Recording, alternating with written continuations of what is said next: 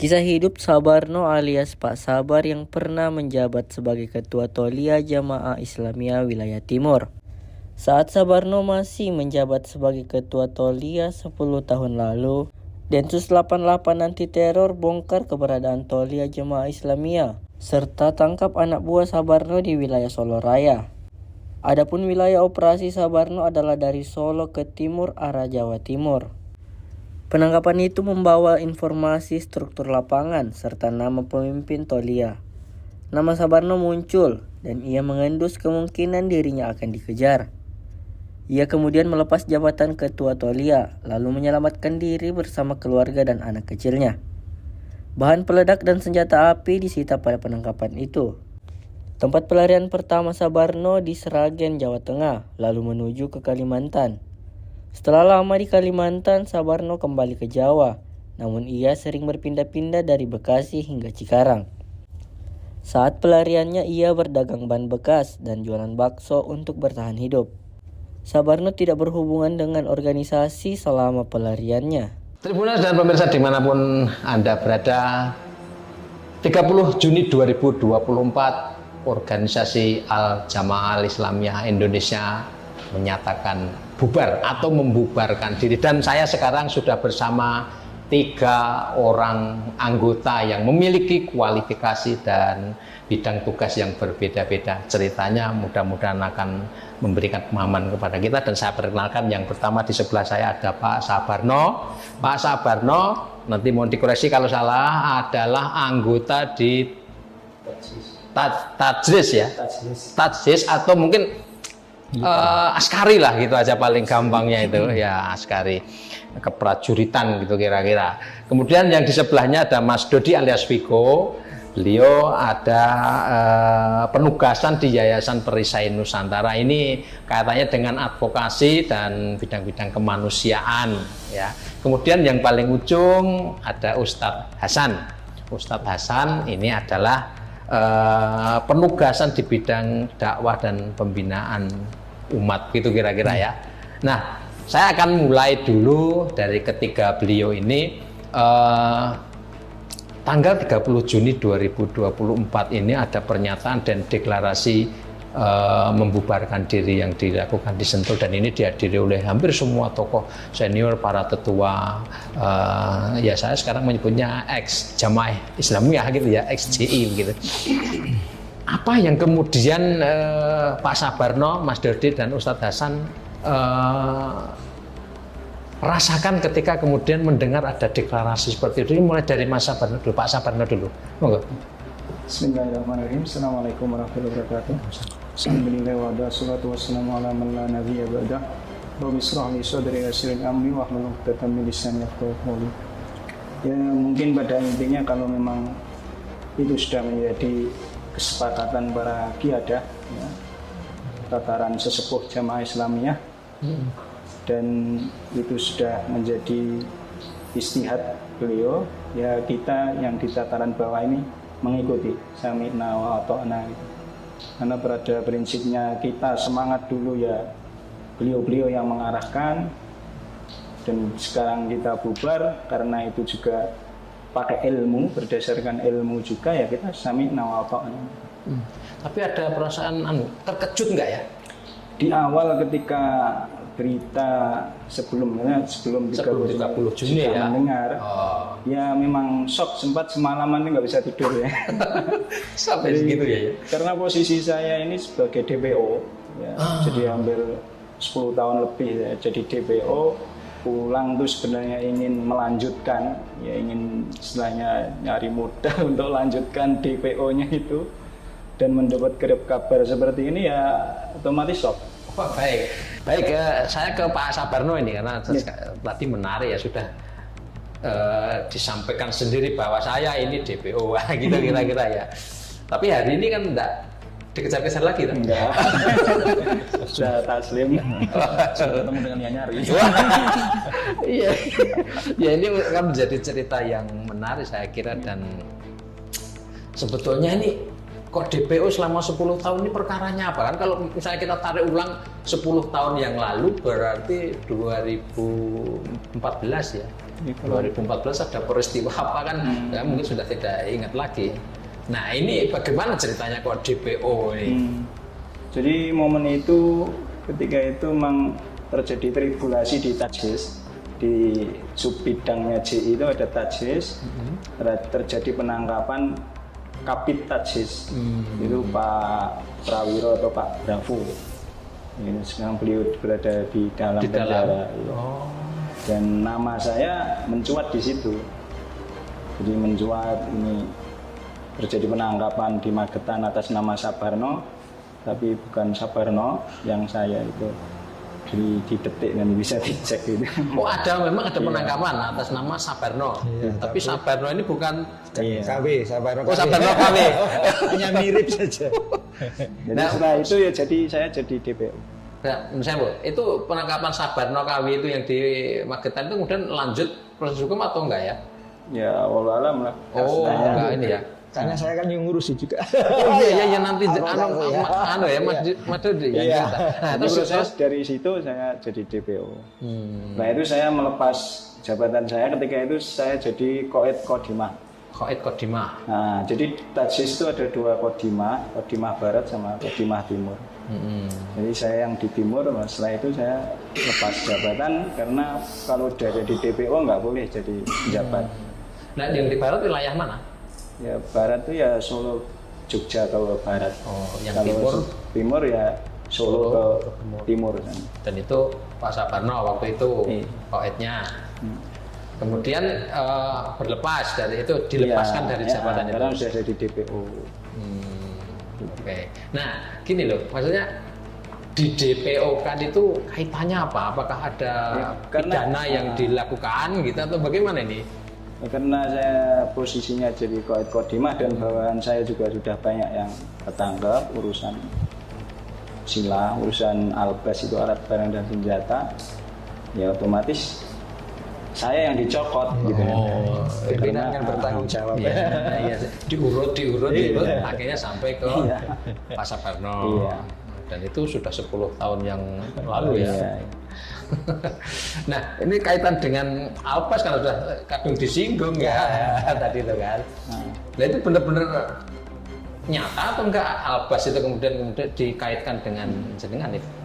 Jadi memang alat barang dan senjata itu kalau di CI itu memang warisan dari konflik lama, yaitu ketika Ambon, Poso. Jadi kita tidak istilahnya ada senjata itu bukan berarti untuk memerangi negara ini, bukan, karena itu memang warisan dari kita kan hadir di situ, bantu saudara-saudara muslim. Ya. Nah setelah selesai ya barang itu dibawa ke sini.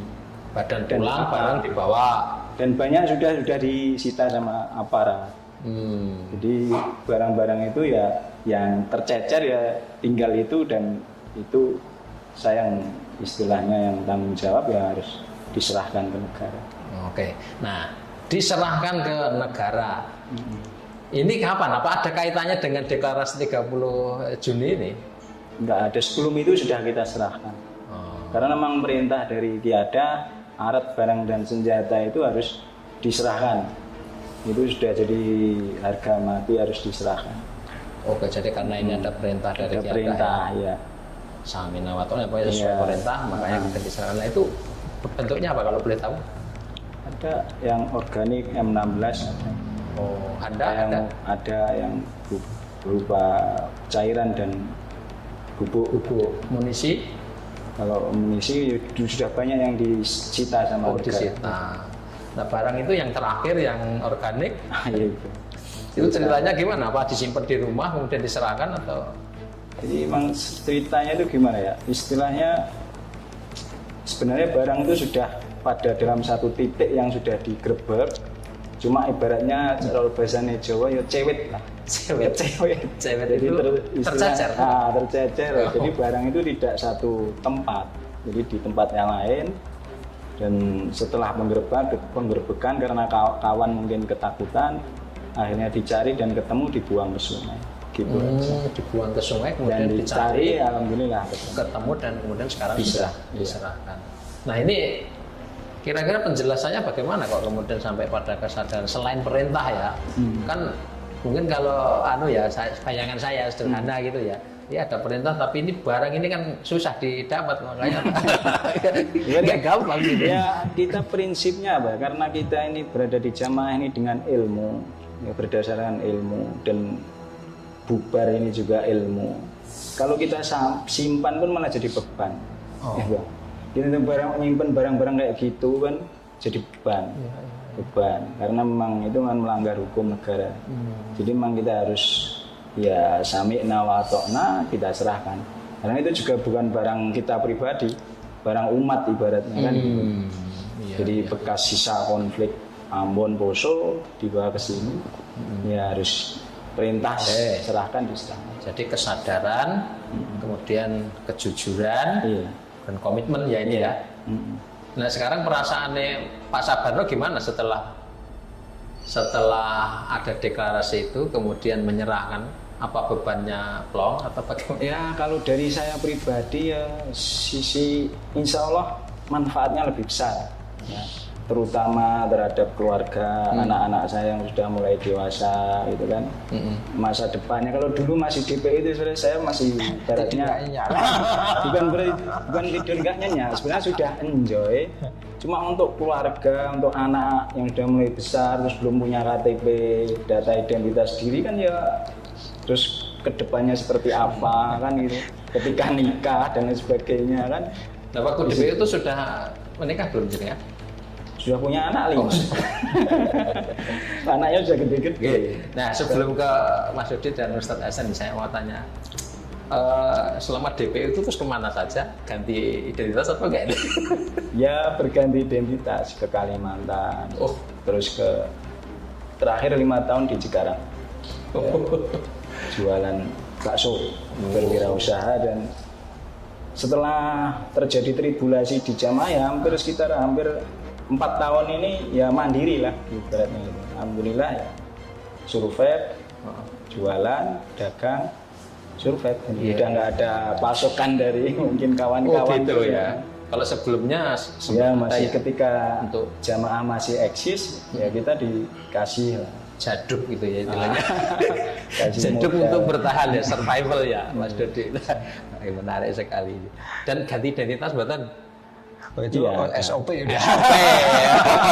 Namanya DPO ya udah ada yang kenal pasti kan. Tapi ngomong-ngomong sekali lagi nih sebelum saya ke Mas Dodi, pernah nggak suatu saat selama 10 tahun itu kemudian sempat melihat atau mendengar mau diambil gitu ya? Misalnya ketemu muka atau ada perasaan ya, mungkin feeling. Ya sering, karena kita kan apa ya, istilahnya dikejar ibaratnya kan, gonta-ganti HP. Jadi memang kita mempelajari pola HP kita biar aman itu memang prosesnya di situ. Jadi ketika saya istilahnya lepas jadi DPO itu berarti saya hampir 4 tahun nggak ngomong pada HP. Saya 2 tahun nggak pegang HP. Terus 3 tahun itu punya HP tapi tidak browsing urusan jihad. Kalau dulu masih kelihatan aman gitu, masih browsing tuh jihad itu selalu kedetek sama aparat. Lewat apa ya? Ya Allah, ada alatnya. Kalau sudah bicara jihad kan langsung zoom gitu mungkin masuk algoritma mereka. Iya. Jadi setelah itu ya browsingnya biasa, bisnis. Paling ya kayak ya film-film Turki yang semangat gitu kayak Ertugrul gitu. Jadi di situ aja. Jadi juga mempelajari bagaimana pengejar ini bekerja. Kemudian mengantisipasi para pengejar itu kira-kira gitu ya. Ya di lapangan itu ya sering istilahnya ketemu papasan gitu. Ya feeling kita ya mereka ini gitu. Karena bagaimanapun ya mungkin bukan yang pertama ya Pak Sabarno ini DPO kemudian sampai bubar ini tidak pernah tertangkap gitu kan. Mungkin ada juga yang lain ya, saya nggak ngerti ya. Mungkin ada juga. Nah ini kan artinya kualifikasinya kan termasuk luar biasa kan gitu ya. Mungkin pengalaman ketika di Ambon ada yang bisa diceritakan? Ke Poso sama Ambon malah enggak, saya keluar ke Filipina. Oh, di Filipina malah ke Poso Ambon enggak ikut. Nah, terus yang tadi Albas tadi didapat dari mana? Ya kan warisan sesepuh-sepuh dulu. Oh, itu bukan Pak Sabarno yang pegang ya? Bukan saya yang mengadakan, itu barang itu milik umat. Jadi ya diamanai ngerawat ya dirawat gitu aja. Pengalamannya di danau ya. Berapa lama di sana? Ya, saya kan ke sana itu ikut istilahnya daurah asasiyah itu misalnya kursus saja. Kursus. Bukan yang akademi militer. Jadi cuma 4 sampai 5 bulan. Kursus tapi termasuk qadarullah pas saya ke sana itu terjadi all out war. Tahun berapa itu? Tahun ya sekitar 99 sampai 2000 terjadi all out war, Kemah Abu Bakar diserang. Jadi saya tertahan di Malaysia hampir 4 bulan. Jadi waktu Kemah Abu Bakar itu diserang, saya posisinya di Malaysia. Oh, di Malaysia. Sudah sama, keluar dari sama saudara Nasir Abbas di situ. Oh, berarti jenengan itu sama Nasir Abbas ya, serumah lama. Serumah lama. Bukannya wontet tuh tadi. Apa jangan-jangan 86 sama Nasir Abbas ya? Anda ya.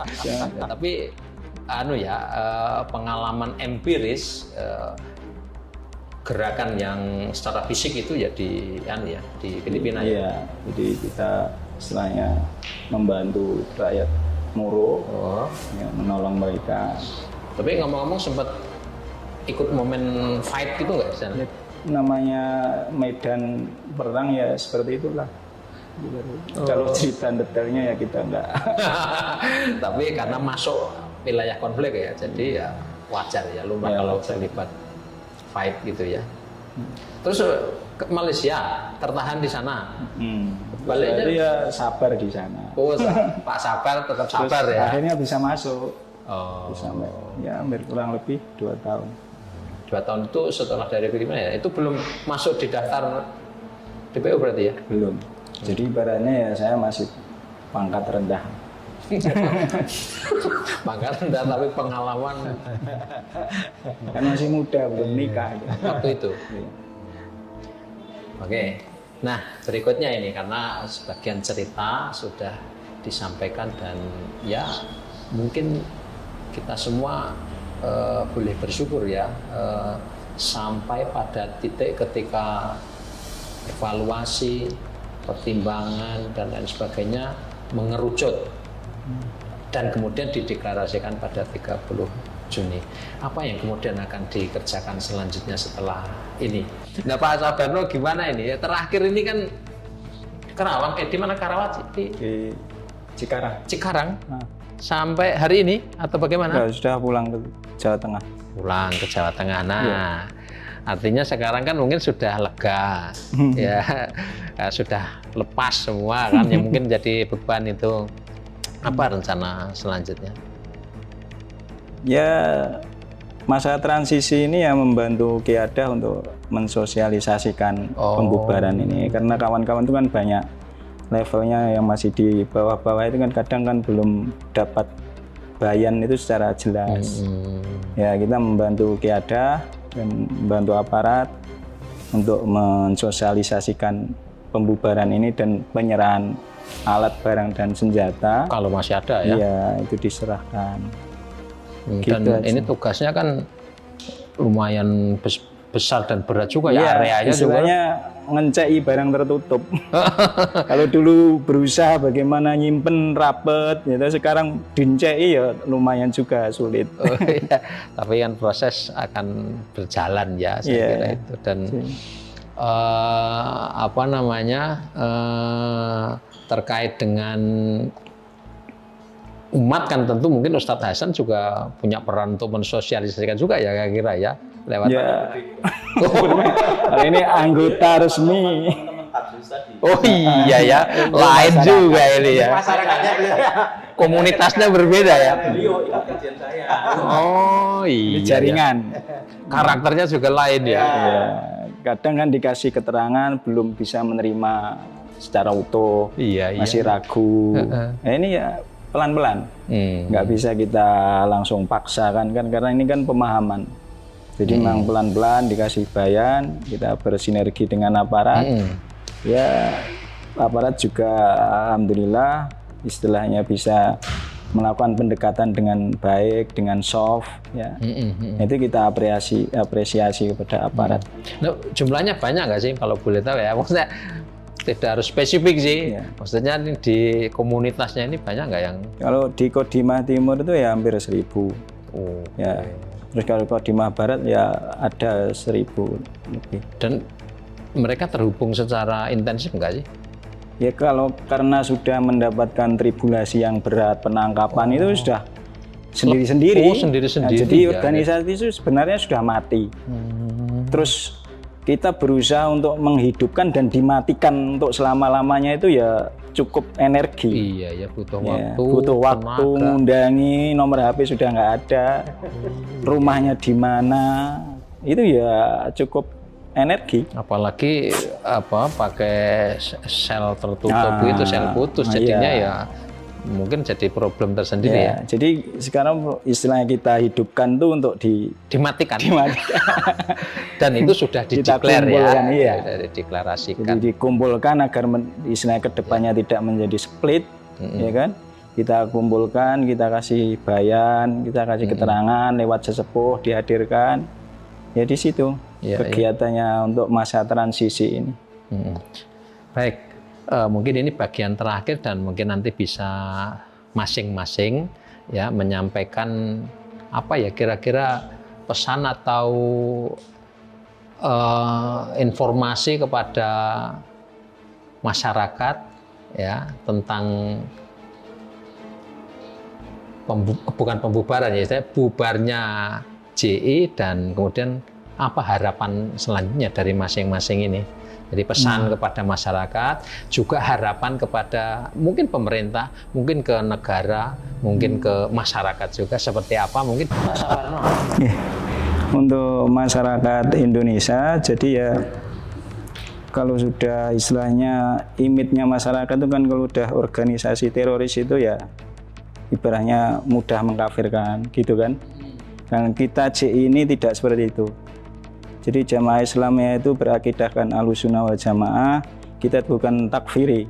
Kita tidak menghalalkan harta dan darahnya ahlul kiblat. Ya, siapa saja yang sholat ke arah kiblat, mereka adalah saudara kami. Jadi pengalaman kami ketika kami hijrah itu ketika subuh, kunut subuh, saya juga ikut kunut subuh. Ya, istilahnya toleransinya seperti itu. Jadi kami itu bukan organisasi yang mudah mengkafirkan orang. Ya itu catatan ya. Jadi biar nanti masyarakat tidak jadi tidak salah paham. Jadi itu kalau sudah teroris itu suka kufar kafir gitu. Dan harapannya juga kepada pemerintah ya harapannya ini niat baik kita ini diberikan istilahnya apa ya fasilitasi dengan baik, diterima dengan baik. Dan niat tulus kita ini memang betul-betul dari ilmu dan lubuk hati yang dalam dan bisa kembali kepada NKRI gitu. Oke, baik. Terima kasih untuk Pak Saparno, Mas Dodi dan Ustadz Hasan untuk sharingnya. Saya kira ini akan semakin memperjelas apa keputusan yang sudah diambil para sesepuh, para tetua di organisasi Jamaah Islamiyah dan mudah-mudahan proses ini akan berlangsung smooth begitu, lancar, adaptasi, kemudian kembali ke tengah-tengah masyarakat kita semuanya. Download Tribun X sekarang, menghadirkan lokal menjadi Indonesia.